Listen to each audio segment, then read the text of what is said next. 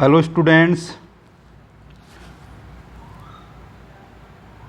Welcome to online classes in Gayatri school Arnia. देखिए, part 2 में हमने फायर एंड आइस, अपनी जो पोइम थी फायर एंड आइस, इसको कंप्लीट किया था।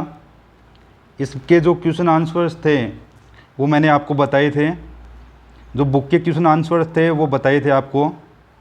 लेकिन आज हम इसके जो एक्सट्रैक्ट से संबंधित क्वेश्चन हैं, जिनको एडिशनल क्वेश्चन बोला जाता है, तो एडिशनल क्वेश्चंस के बारे में पढ़ेंगे। जो अतिरिक्त अन्य महत्वपूर्ण क्वेश्चन हैं, इससे बनने वाले जितने भी क्वेश्चन हैं वो मैं लिखा रहा हूँ आपको। तो अपना कॉपी और पेन तैयार रखिए और राइट लिखिए। देखिए, एक्सट्रैक्ट संबंधित क्वेश्चन हम पढ़ेंगे। तो एक्सट्रैक्ट से संबंधित पढ़ेंगे तो जो पहला एक्सट्रैक्ट है, इसको के लिए हमें पहला जो एक्सट्रैक्ट है इसको पढ़ना पड़ेगा। तो पहले इस एक्सट्रैक्ट को पढ़िए। जो एक्सट्रैक्ट है इसको ध्यानपूर्वक पढ़ेंगे। तो एक्सट्रैक्ट है, देखिए,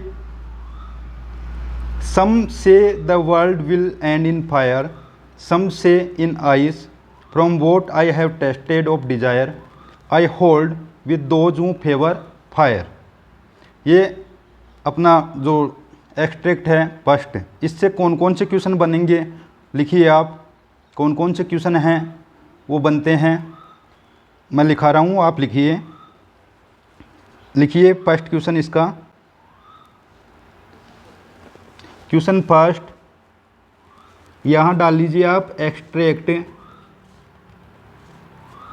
एक्सट्रैक्ट फर्स्ट, एक्सट्रैक्ट फर्स्ट डालिए यहाँ पर।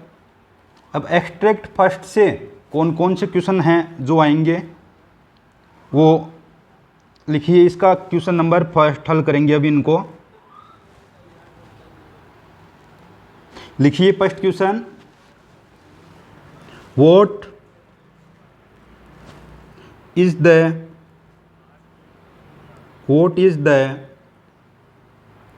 Poets opinion, what is the poet's opinion of the world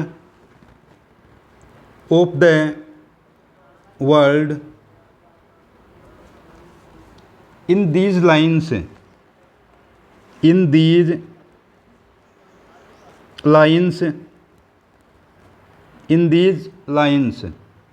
अब देखिए क्वेश्चन को समझिए पहले कि what is the poet's opinion of the world in these lines, कि कवि की संसार के बारे में क्या राय है, क्या मत है कवि का, क्या ओपिनियन, ओपिनियन का मतलब होता है मत, कवि का क्या मत है संसार के बारे में, किसके, वर्ल्ड के बारे में, इन दीज लाइन्स, इन पंक्तियों में। अब जो पंक्तियां मैंने आपको पढ़ाई थी, एक्सट्रैक्ट है, उसमें से कवि का क्या मतलब है, वर्ल्ड से क्या कहना चाहता है वो, ये बताना है इसमें आपको कि कवि क्या बताना चाहता है। इसमें ऑप्शन ले लीजिए आप। इस प्रकार से क्वेश्चन आएगा। देखिए ऑप्शन है इसके, world will end in ice, पहला option. Second option, world will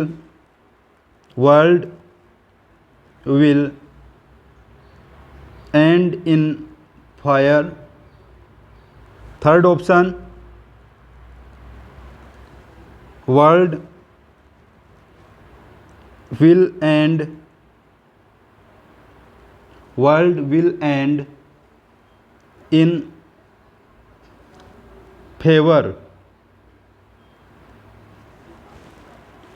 चौथा option, world will end of desire. ये चारों ऑप्शन हैं आपके सामने। अब आप इन पंक्तियों में देखिए कि क्या आंसर होगा इसका। अब मैं एक बार फिर से समझा देता हूँ इस क्वेश्चन को कि कवि की क्या राय है संसार के बारे में इन पंक्तियों में, कि संसार का अंत कैसे होगा, ये कवि क्या कहना चाहता है इसमें, कवि के अनुसार क्या है इसका आंसर। तो देखिए पहला ऑप्शन है world will end in fire. World will end in ice है, world will end in fire दूसरा, world will end in favour, world will end of desire. तो देखिए पंक्तियों को समझिए पहले। इसमें देखिए कि some say the world will end in fire, some say in ice, from what I have tasted of desire, I hold with those who favour fire. अब देखिए इसमें कौन कौन से वर्ड उठाए हैं कवि ने। तो अगर आपको इसका अर्थ आता है अच्छी तरह से तो आप इसका आंसर निकाल सकते हो अच्छी तरह से, अन्यथा नहीं। तो देखिए यहाँ जो लास्ट वाली लाइन का अर्थ बताया था मैंने कि आई होल्ड विथ दोज हूँ फेवर फायर, कि मैं उनके पक्ष में हूँ जो फायर के पक्ष में हैं। समझ गए? किनके पक्ष में हूँ? जो फायर के पक्ष में है, कि फायर से इस वर्ल्ड का है जो क्या होगा, एंड होगा, उन लोगों के पक्ष में हूँ। तो उन लोगों के पक्ष में है ये फायर की। तो यहाँ ध्यान दीजिए आप। अब चलते हैं क्वेश्चन पर, क्या कह रहे हैं। तो देखिए पहला आइस, तो ये तो क्या हो गया आपको पता है, गलत। इसके बाद में देखिए फेवर, तो फेवर का मतलब तो पक्ष है, तो ये भी क्या है, गलत आंसर। इसके बाद में world will end of desire, desire का भी कोई मतलब नहीं है। तो कवि तो किन के पक्ष में है, जो फायर के पक्ष में है। तो इसका सीधा सा आंसर हो जाएगा सेकंड वाला, फायर। ये आंसर हो गया इसका, नोट कर लीजिए आप, नोट कर लो क्वेश्चन को।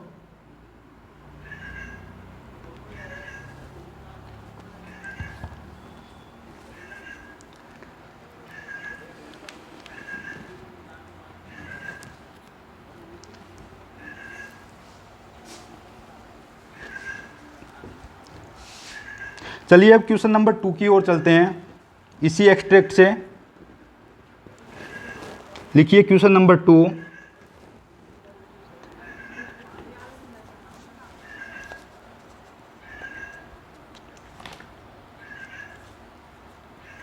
लिखिए what is the contradictory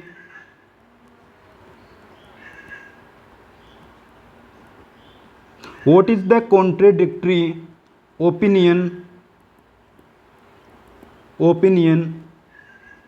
of public? ये क्वेश्चन है दूसरा।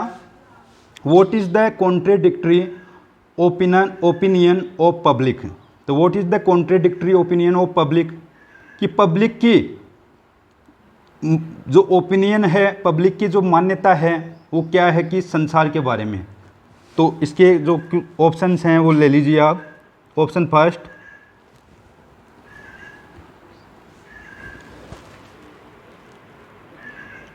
The world will end in ice, पहला। सेकंड ऑप्शन देखिए, the world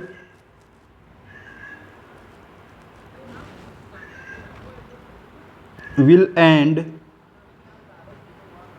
in fire। Third option देख लीजिए, the world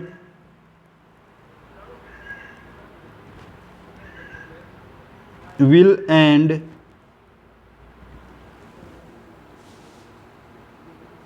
in fire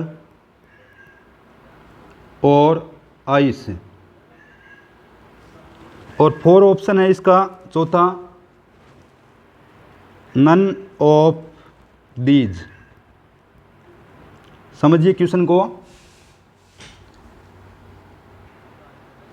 को, समझिए। देखिए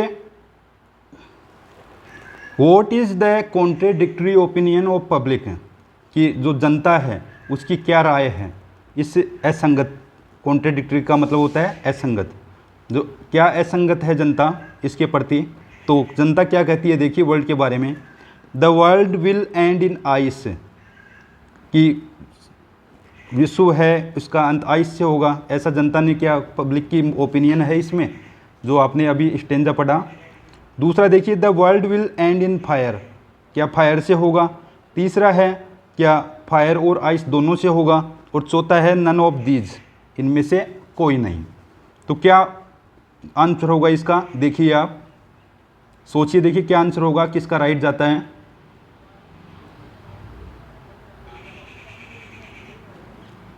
तो देखिए आइस के बारे में कोई मत नहीं है पब्लिक का, इसके बाद में देखिए फायर के बारे में भी नहीं है।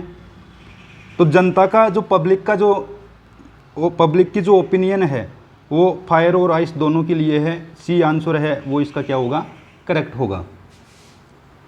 जो सी वाला आंसर है वो करेक्ट होगा। The world will end in fire और आइस, ये आंसर होगा इसका थर्ड। तो आंसर थर्ड है इसका, नोट कर लीजिए इसको भी।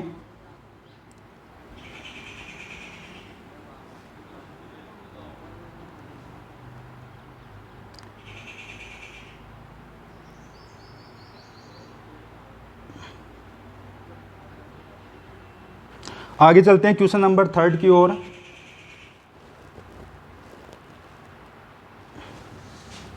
क्वेश्चन नंबर थर्ड इसी स्टेंजा का है। क्वेश्चन नंबर थर्ड लिखिए, how are ice and fire similar, how are ice and fire similar to each other, to each other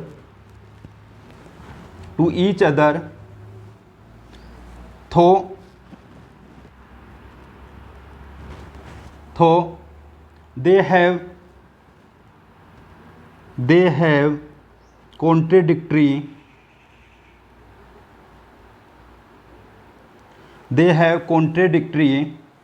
traits।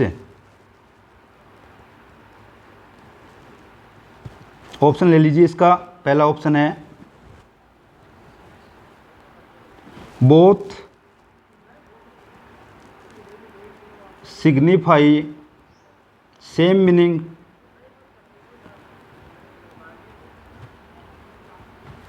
Option to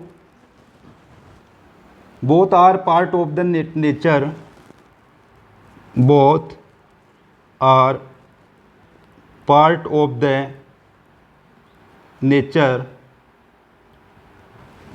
third है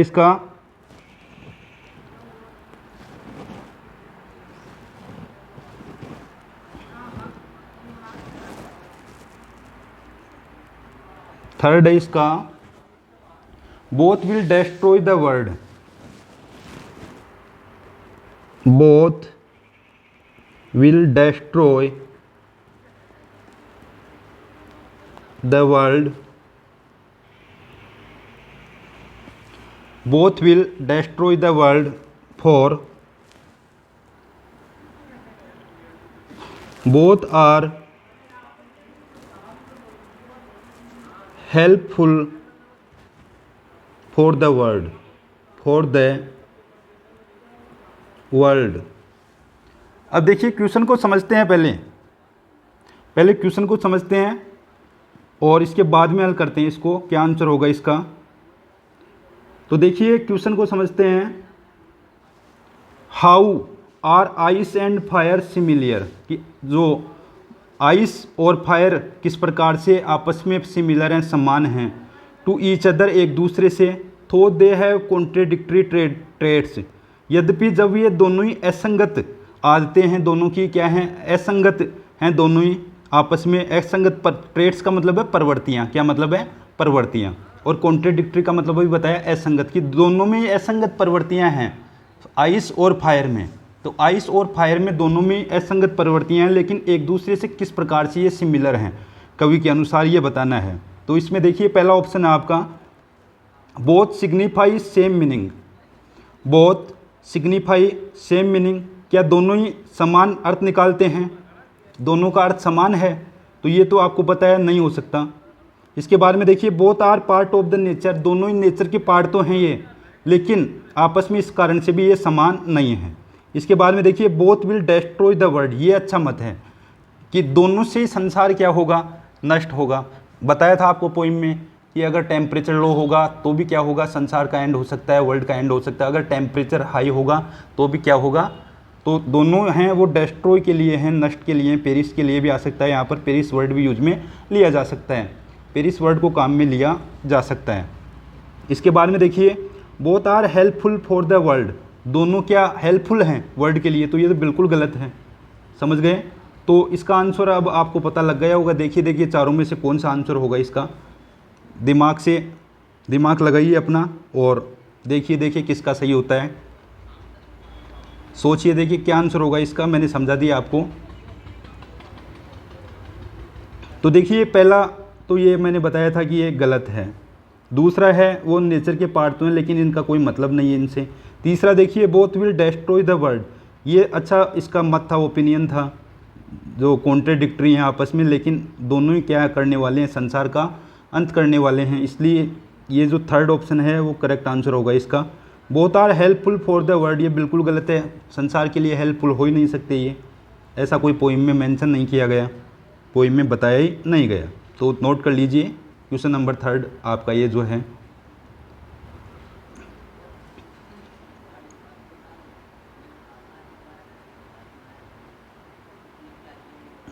फिर आगे चलते हैं क्वेश्चन नंबर 4 की ओर।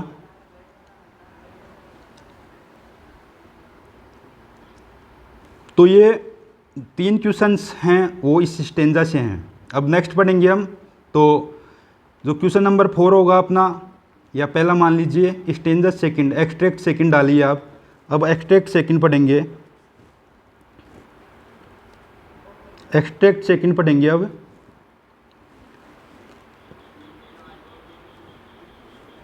अब एक्सट्रैक्ट सेकंड डालिए आप।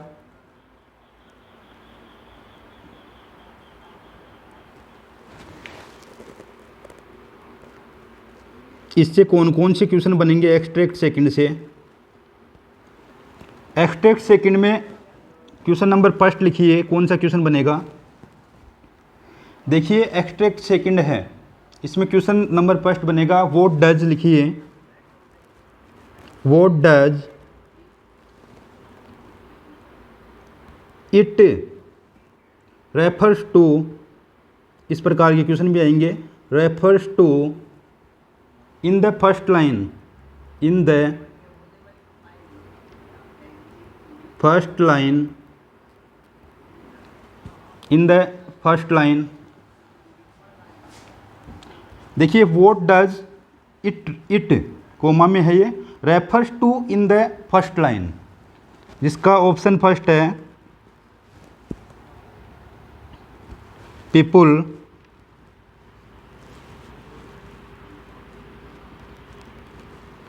ऑप्शन सेकंड है इसका आइस, ऑप्शन थर्ड है वर्ल्ड, और ऑप्शन 4 है फायर।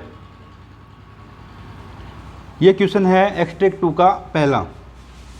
तो एक्सट्रैक्ट 2 का पहला क्वेश्चन है ये, what does it refers to in the first line, कि what does it refers to in the first line, कि पहली जो लाइन है एक्सट्रैक्ट 2 की, इसमें जो इट आया है वो किसके लिए आया है, तो पीपुल के लिए आया है, या फिर आइस के लिए आया है, या फिर वर्ल्ड के लिए आया है, या फायर के लिए आया है। तो ये तो पता तभी चलेगा जब आप एक्सट्रैक्ट को पढ़ोगे। तो एक्सट्रैक्ट की ओर चलते हैं पहले। देखिए यहाँ आया है कि but if it had to perish twice, इस लाइन का अर्थ बताया था आपको कि but if it had to perish twice, कि लेकिन इट कहाँ पर है, ये रहा, ये इट है, it had to perish twice, कि ये 2 बार नष्ट होने वाला है। कितने बार नष्ट होने वाला है, 2, लेकिन ये 2 बार नष्ट होने वाला है। तो क्या नष्ट होने वाला है भाई, क्या बर्फ़ नष्ट होने वाली है, आइस, या फिर फायर नष्ट होने वाली है, या फिर वर्ल्ड नष्ट होने वाला है। तो ये सोचिए आप, एक्सट्रैक्ट पढ़ लिया आपने रॉबर्ट फ्रॉस्ट का जो है। तो देखिए इसका आंसर क्या होगा।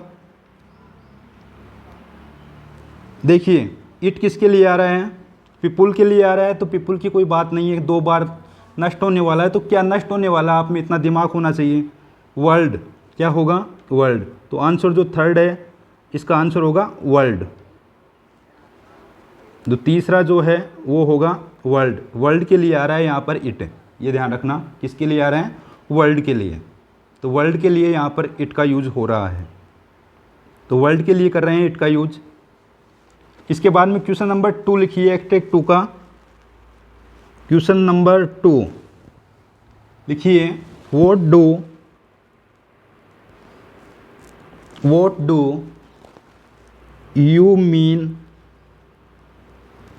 Do you mean by Paris?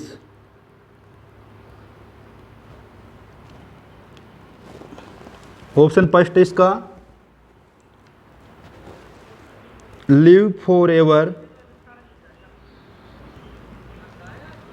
Option second है इसका एग्जिस्ट, ऑप्शन थर्ड है रिवाइव, और ऑप्शन 4 है इसका डाई। पढ़िए क्वेश्चन को और आंसर निकालिए, क्या आंसर होगा इसका। पहले क्वेश्चन को समझिए आप, इसके बाद में आंसर का पता लगाना। देखिए, व्हाट डू यू मीन कि आपका क्या मतलब है बाई पेरिस, कि पेरिस वर्ड से आपका क्या मतलब है। तो पेरिस वर्ड का इन चारों में जो पर्यायवाची शब्द है वो आपको क्या करना है, ढूंढना है। तो ये देखिए, ये आपको सिमिलर वर्ड तभी बताता हूँ मैं, ऐसे क्वेश्चन पूछे जाते हैं, समझ गए, तभी सिमिलर वर्ड बताता हूँ, पर्यायवाची शब्द। पेरिस का मतलब देखिए क्या होता है, नष्ट होना। तो पेरिस का मतलब क्या है, नष्ट होना।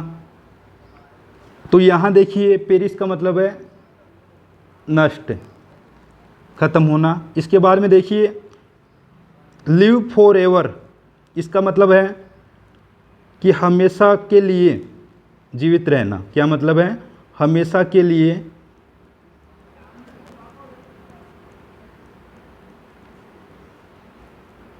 जीवित, समझ गए।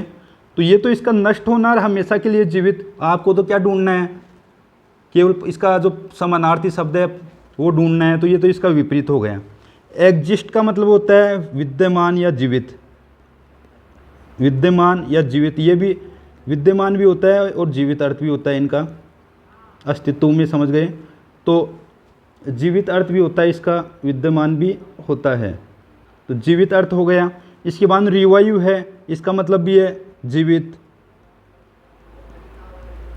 अब इसके बाद में डाई, डाई का मतलब नष्ट होना या मर जाना, नष्ट या मर जाना, बात वही हो गई। तो देखिए क्या होगा, चारों में से कौन सा आंसर है वो होगा इसका। देखिए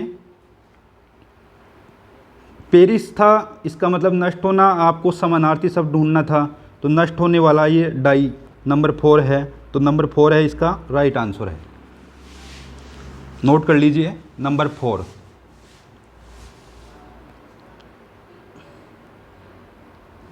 अब देखिए, अगर घुमाने के लिए बोर्ड में क्वेश्चन इस प्रकार से पूछा जा सकता है कि जो डाई है मतलब यहाँ पर डेस्ट्रॉय वर्ड आ सकता है। अगर डेस्ट्रॉय आता है तो डेस्ट्रॉय का मतलब भी क्या होता है, नष्ट होना होता है। डेस्ट्रॉय का अर्थ भी नष्ट होना होता है, समझ गए। तो पेरिस का जो सिमिलर वर्ड है वो डेस्ट्रॉय भी हो सकता है, समझ गए। तो ये ध्यान रखना। आगे चलते हैं क्वेश्चन नंबर 3 की ओर। क्वेश्चन नंबर 3 लिखिए, क्वेश्चन नंबर 3 इसका, क्वेश्चन नंबर 3 लिखिए, व्हाट डज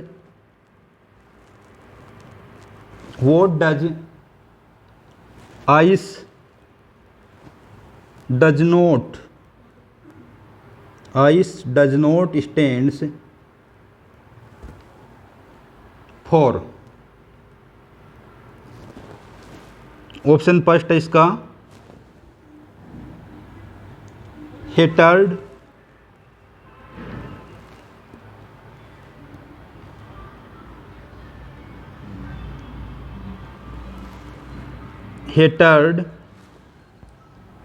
सेकंड है लव,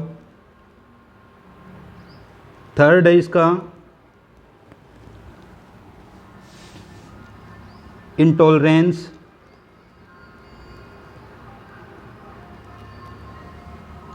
और फोर है कोल्डनेस। अब चारों का पहले क्वेश्चन को समझिए, क्वेश्चन क्या पूछ रहा है, क्या आंसर आपको देना है, अभी आ जाएगा आपको समझ में। पहले क्वेश्चन को समझते हैं। तो देखिए, what does ice does not stands for, कि आइस है मतलब आइस जो वर्ड है वो किसको स्टैंड नहीं करता है, मतलब किसके लिए नहीं आया है। तो पहले स्टेंजा को पढ़िए कि आइस किसके लिए स्टैंड नहीं है। तो एक्सट्रैक्ट की ओर चलते हैं पहले।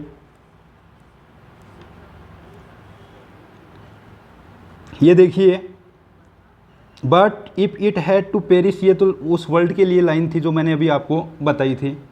इसके बाद में देखिए, I think I know enough of hat, तो हैट के लिए तो आ रहा है, ये समझ गए, हैट के लिए तो आ रहा है, हैटर्ड के लिए तो स्टैंड है। तो आपको तो ऐसा छांटना है कि जो स्टैंड नहीं है, मतलब आइस वर्ड किसके लिए नहीं आया है, तो हैटर्ड के लिए तो आ रहा है। इसके बाद में देखिए, to say that for destruction ice, मतलब डिस्ट्रक्शन के लिए भी आइस आ रहा है, समझ गए। Is also great and would suffice, और सपिस के लिए, ये जो सपिस तो वर्ड ही अलग हो गया। तो इसमें जो दो वर्ड आए हैं कौन कौन से, हैटर्ड के लिए आ रहा है और डिस्ट्रक्शन के लिए आ रहा है। अब अपना ऑप्शन था, ऑप्शन देखिए क्या था, और इंटॉलरेंस, हैटर्ड आ गया, इसके लिए तो है। इसके बाद में कोल्डनेस के लिए भी है, इस पूरी पोइम में आइस का मतलब भी कोल्डनेस होता है। इसके बाद में इंटॉलरेंस के लिए भी आया है कि जो जिसको सहा नहीं जा सकता, मतलब जो असहनीय होता है। लेकिन लव का इसमें कोई जिक्र नहीं किया गया इस पोइम में, आइस का लव से कोई मतलब नहीं है, इसलिए जो लव है वो होगा सेकंड वाला इसका राइट आंसर। तो सेकंड वाला हो गया इसका राइट आंसर। दोबारा से फिर से समझ लीजिए कि जो आइस जो वर्ड है वो किसके लिए नहीं आया है भाई, हैटर्ड के लिए भी बताया आया है, इंटॉलरेंस के लिए भी आया है, और कोल्डनेस के लिए भी आया है। लेकिन लव का ऐसा इसके संबंध में कोई भी मेंशन नहीं किया गया, इसलिए क्वेश्चन को डज नोट आ रहा है, क्या आ रहा है, डज नोट स्टैंड। अगर स्टैंड आता तो इन तीनों के लिए तो स्टैंड है, लेकिन डज नोट है कि नहीं है, तो किसके लिए नहीं है, लव के लिए नहीं है।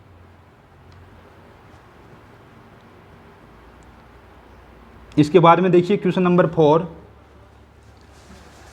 नोट कर लीजिए इसको। क्वेश्चन नंबर 4 की ओर चलते हैं फिर।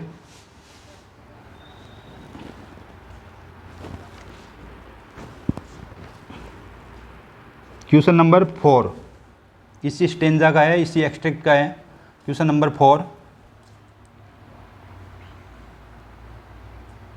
लिखिए, what would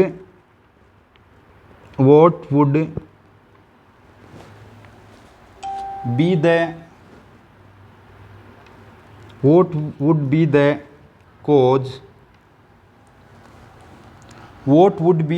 cause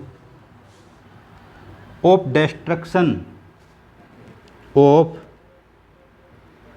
destruction what would be the cause of destruction। destruction है भाई, ये DESTRUCTION, destruction। तो what would be the cause of destruction। Question option है इसका फर्स्ट है फायर, ऑप्शन सेकंड है इसका आइदर आइस और फायर,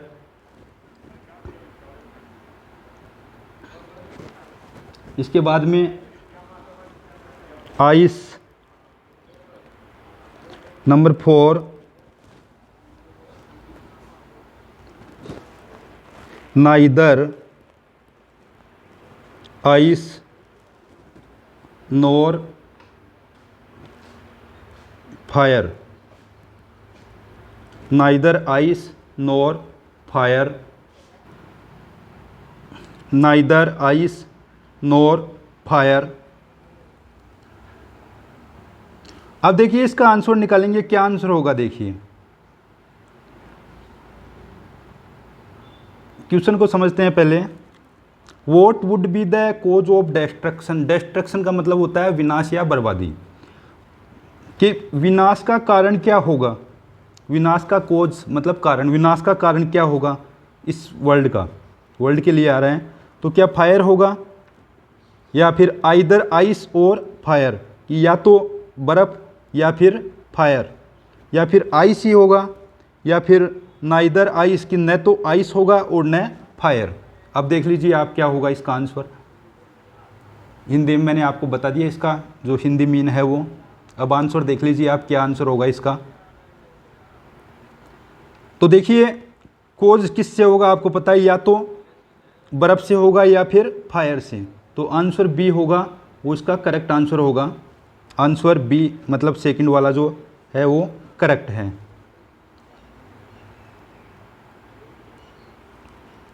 सेकंड वाला है वो क्या है, इसका करेक्ट आंसर है। नोट कर लीजिए इसको। तो ये दोनों स्टेंजा के आधार पर जो क्वेश्चंस आपको लिखाए वो तैयार कर लेना आप।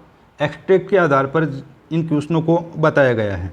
अब इसके बारे में अब हम पढ़ेंगे जो एक्स्ट्रा क्वेश्चन इस पोइम से बनते हैं, जिनको एडिशनल क्वेश्चन बोलते हैं, अन्य महत्वपूर्ण प्रश्न जो बोलते हैं वो मैं बताता हूँ। 5-6 क्वेश्चन बनेंगे लगभग, छोटे छोटे questions.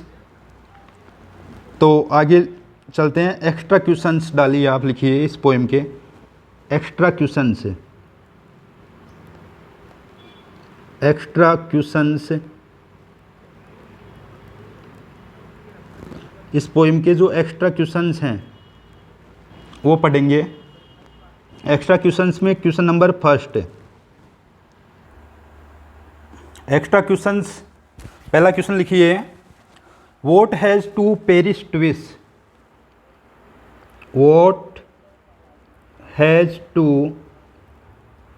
Paris twice.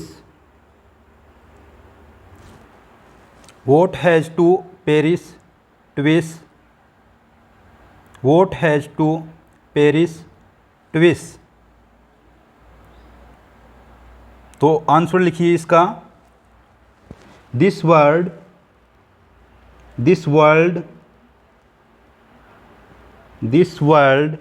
Has to perish twice. Twice one through fire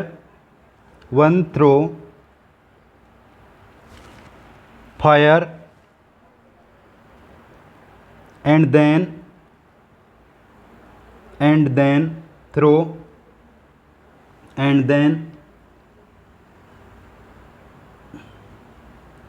throw ice। ये है भाई इसका आंसर। तो समझिए इसको, देखिए what has to perish twice. Question ये बनाया गया है कि 2 बार क्या नष्ट होने वाला है, भाई 2 बार क्या नष्ट होने वाला है। तो 2 बार क्या नष्ट होने वाला है ये आप पोइम से पता लगाओगे। तो इसका सीधा सा आंसर लिख दिया आपने कि this world has to perish twice, की ये संसार है वो 2 बार नष्ट होने वाला है। वन थ्रो फायर, की या एक बार आग से और एक बार आइस से, बर्फ़ से, जो कविता में बताया गया है। ये इसका आंसर है। तो क्वेश्चन नंबर 2 लिखिए। क्वेश्चन नंबर 2 लिखिए। What does the poet know enough. What does the poet know enough. लिखिए what does the poet know enough. कवि है वो पर्याप्त क्या जानता है इसके बारे में। तो लिखिए आंसर इसका। The poet knows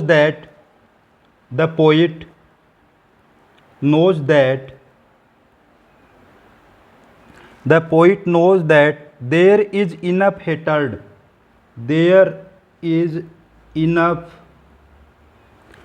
hatred in this world, hatred in this world, जो कविता में आया था। ये पूछ रहा है कि कवि है वो क्या पर्याप्त समझता है, क्या जानता है कि ये जो वर्ल्ड है ये क्या कहता है, किस प्रकार से ये नष्ट होगा, इसके बारे में क्या कहता है। तो इसका सीधा सा आंसर हो गया, the poet knows that there is enough hatred in this world.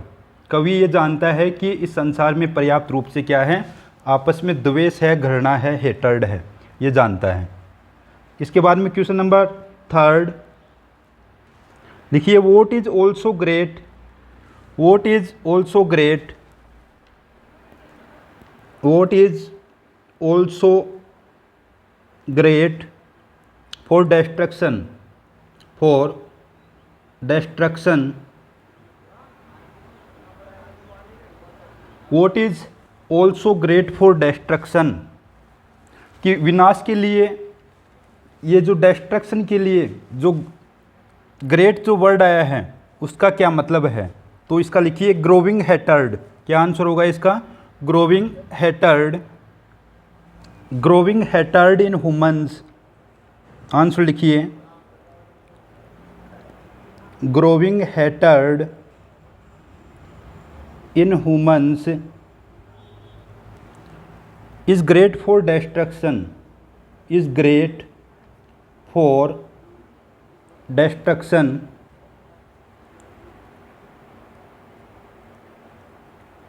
Is great for destruction। तो सीधी सी बात हो गई कि ग्रोविंग हेटर्ड यानी बढ़ती हुई जो घृणा है मानवों में, यही क्या है कि महान विनाश हो है। ये कहना चाहता है कि ग्रेट डेस्ट्रक्शन किसको बोलते हैं, जो महान विनाश होता है उसको क्या बोलते हैं, ग्रेट डेस्ट्रक्शंस बोलते हैं। कि जो महान विनाश है वो क्या है, ये पूछ रहा था क्वेश्चन कि महान विनाश क्या है। तो महान विनाश क्या है कि ग्रोविंग हेटर्ड इन ह्यूमन्स, कि जो बढ़ती हुई हेटर्ड है वो महान विनाश है। इसमें नोट कर लीजिए इसको।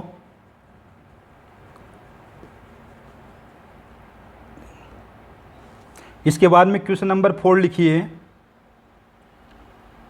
नोट कर लो एक बार इसको। फिर question number 4,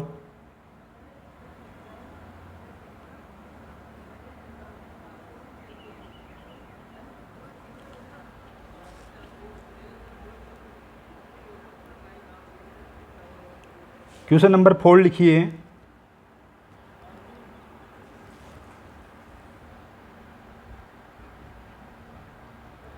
question number 4, what do people think, what do people think,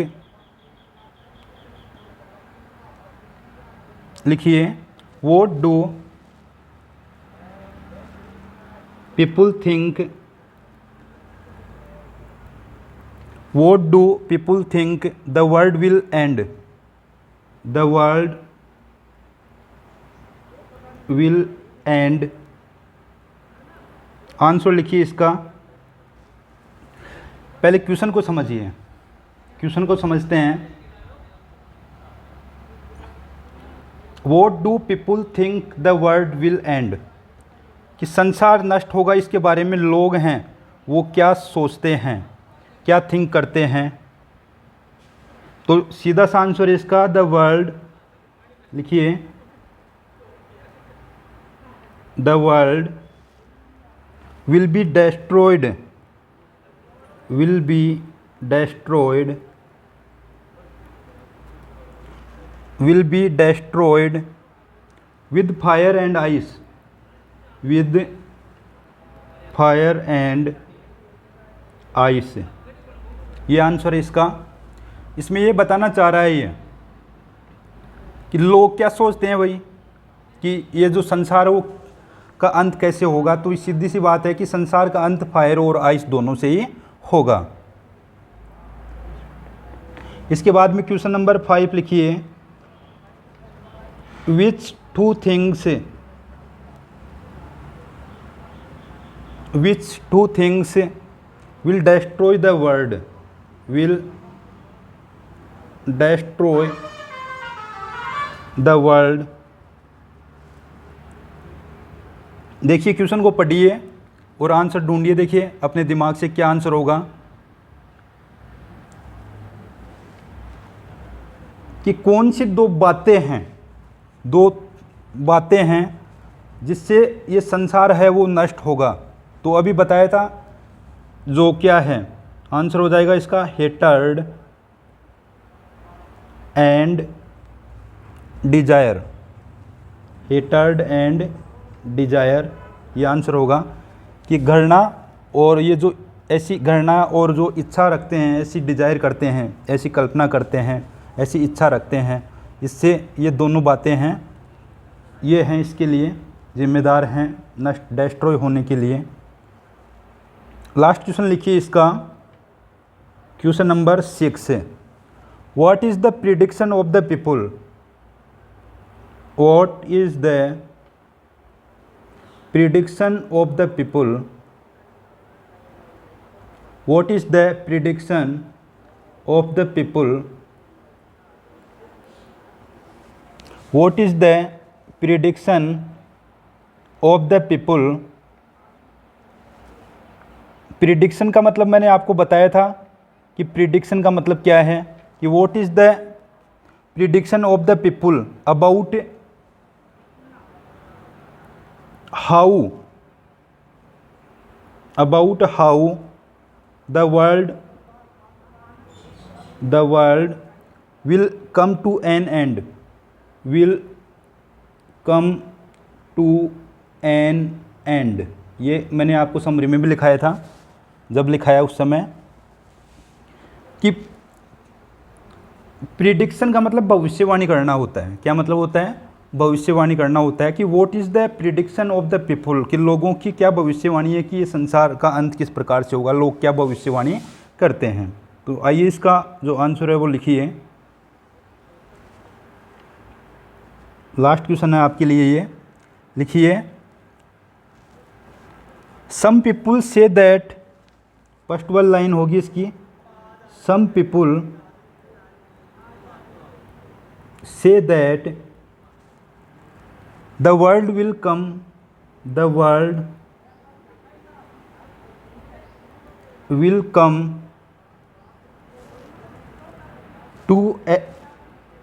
an end in a fire,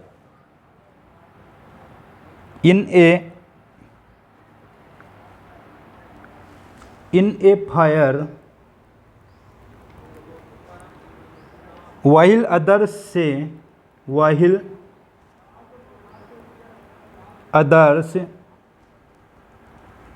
it will come to an end in ice। देखिए समझना इसका जो आंसर है उसको, क्या आंसर है इसका, समझिए इसको कि सम पीपुल से दैट, ये मैंने बताया था कुछ लोग कहते हैं कि जो वर्ल्ड है वो इसका अंत कुछ तो बताते हैं फायर से, जबकि अदर्स क्या बताते हैं कि किससे होगा, आइस से होगा। तो दोनों हो गए इसके, पहला फायर हो गया और दूसरा क्या हो गया, आइस। तो फायर और आइस दोनों ही हैं वो इसके लिए रेफर हो रहे हैं कि कुछ लोग तो इस प्रकार से बताते हैं कि वर्ल्ड का जो अंत होगा वो फायर से होगा, जबकि कुछ अदर्स ऐसे ट्रम्प करते हैं, अदर इस प्रकार से बताते हैं कि आइस से होगा, इसका जो एंड है वो किससे होगा, आइस से होगा। चलिए एक क्वेश्चन और लिख लीजिए आप, लिखिए अगला क्वेश्चन, क्वेश्चन नंबर 7।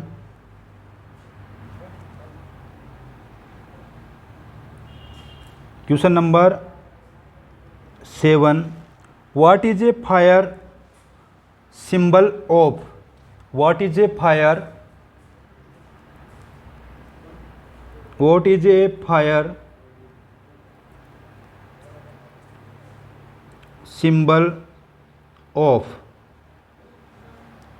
कि ये जो फायर है, पोइम में जो फायर जो वर्ड आया है वो किसको सिंबल करता है, किसका प्रतीक है।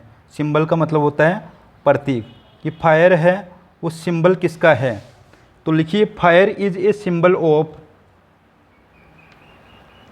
Fire is a symbol of lust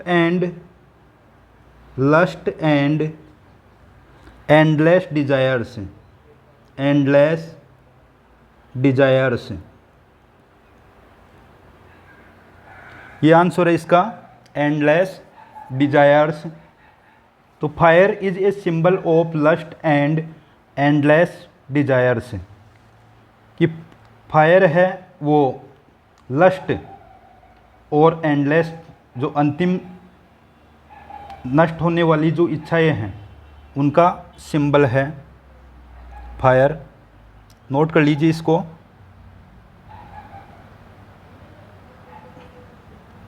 तो फायर किसके लिए हो गया, फायर जो सिंबल है वो किसके लिए आ रहा है, देख लीजिए आप। इसके बाद में क्वेश्चन एक ये भी बन सकता है कि what is ice A symbol of, what is ice A symbol of. Question 8, what is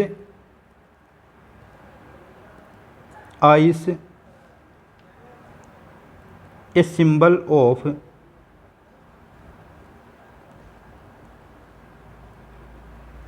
तो आइस किसके लिए सिंबल है भाई, आइस किसके लिए आ रहे हैं वो बताना है कि आइस है वो किसका सिंबल है, आइस किसके लिए सिंबल है, आइस किसके लिए सिंबल माना गया है। तो लिखिए आंसर हेटर्ड के लिए है ये। आइस इज ए, लिखिए symbol of, ice is a symbol of hatred, ice is a symbol of hatred. Ice है वो हेटर्ड के लिए आता है। इस कविता में आइस हेटर्ड के लिए बताया गया है, हेटर्ड का अर्थ आपको बताया है।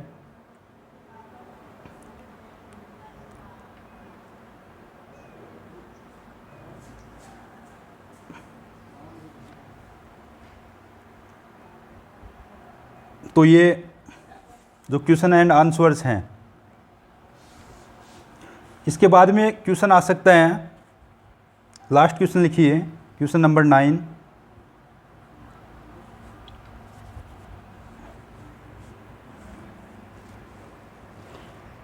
क्वेश्चन नंबर 9 पूछ सकता है कि वो is the poet of this poem, who is the poet of this poem, कि इस कविता का जो पोइट है वो कौन है। ये पूछ सकता है 1 नंबर का, कि इस कविता का जो पोइट है, या लाइंस का ये पूछ सकता है कि इन कोई लाइंस दे करके, स्टेंजा दे करके, कि इन लाइंस का जो पोइट है वो कौन है। तो आपको पता है आंसर होगा इसका, लिख लीजिए। पूरा नाम लिखना है आपको, पूरा नाम बताया मैंने, रॉबर्ट ली फ्रॉस्ट, रॉबर्ट ली फ्रॉस्ट। तो इस कविता का जो पोइट है वो है रॉबर्ट ली फ्रॉस्ट, रॉबर्ट ली फ्रॉस्ट वो हैं इस कविता के जो पोइट हैं। तो ये जो पोइम है फायर एंड आइस वो कंप्लीट है। इसके सारे क्वेश्चन आंसर्स आपको बता दिए गए। आप इनको तैयार करना, रेडी करना, अच्छी तरह से पढ़ना इनको। तो देखिए क्या क्या पढ़ लिया हमने, एक बार मैं बता दूं आपको।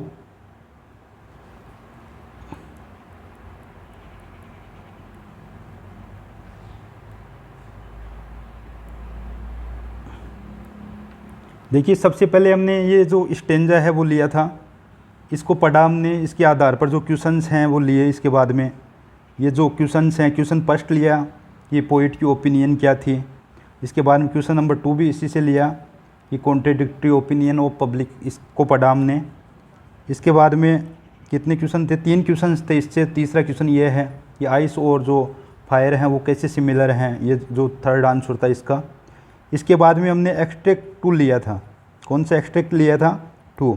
एक्सट्रैक्ट 2 का, ये एक्सट्रैक्ट 2 लिया था। 2 का जो पहला क्वेश्चन था ये इट किसके लिए रेफर हुआ, ये बताया था आपको, वर्ल्ड के लिए। इसके बाद में दूसरा क्वेश्चन था इसका ये कि what do you mean by Paris, कि पेरिस से आपका क्या मतलब है, तो इसका जो डाई है। इसके बाद में आगे इसका जो थर्ड क्वेश्चन था कि आइस है वो किसको स्टैंड नहीं करता, तो ये लव के लिए बताया था आपको। और क्वेश्चन नंबर जो 4 है कि डिस्ट्रक्शन का जो कोज है वो क्या है, तो फायर, आइदर आइस और फायर, ये आंसर था इसका। इसके बाद में देखिए एक्स्ट्रा क्वेश्चंस बताए आपको, जिनमें पहला क्वेश्चन है, ये दूसरा है, ये थर्ड वाला है। एक्स्ट्रा क्वेश्चंस में ये 4 वाला है, ये 5 क्वेश्चन नंबर 6 है ये। और इसके बाद में क्वेश्चन नंबर ये 7 है कि what is a fire symbol of, तो दोनों का बताया है कि फायर किसका सिंबल है और आइस किसका सिंबल है, क्या क्या इसको माना गया है। इसके बाद में क्वेश्चन नंबर जो 9 है वो है कि इसका जो पोइट है वो कौन है इस कविता का, रॉबर्ट ली फ्रॉस्ट। तो इस प्रकार से हमने आज जो ये क्लास पढ़ी ये आपके लिए महत्वपूर्ण है। इसमें क्वेश्चन आंसर्स आपको बताए गए हैं, कुछ एडिशनल क्वेश्चंस भी हैं जो आपको बताए गए, और कुछ एक्सट्रैक्ट के आधार पर भी आपको क्वेश्चंस बताए गए कि एक्सट्रैक्ट के आधार पर जो जितने भी जो शॉर्ट क्वेश्चंस हैं वो पूछे जाते हैं। तो पहले तो क्या होता था कि जो आरबीएससी का जो पाठ्यक्रम था उसमें तो क्या था कि एक्सप्लेनेशन वगैरह ये करवाते थे। कैसे करवाते थे कि जो रेफरेंस, कॉन्टेक्स्ट और एक्सप्लेनेशन पूछा जाता था पोइम का एक स्टेंजा दे करके। लेकिन अब एनसीईआरटी में ये नहीं है, डायरेक्ट स्टेंजा आएगा। स्टेंजा से जो क्वेश्चंस मैं बता रहा हूँ उस प्रकार से क्वेश्चन आपको पूछे जाएंगे, तो उसी प्रकार से आपको इसका आंसर देना है। तो इस पोइम है फायर एंड आइस, इसको आप कंप्लीट कर लेना। Okay, thanks.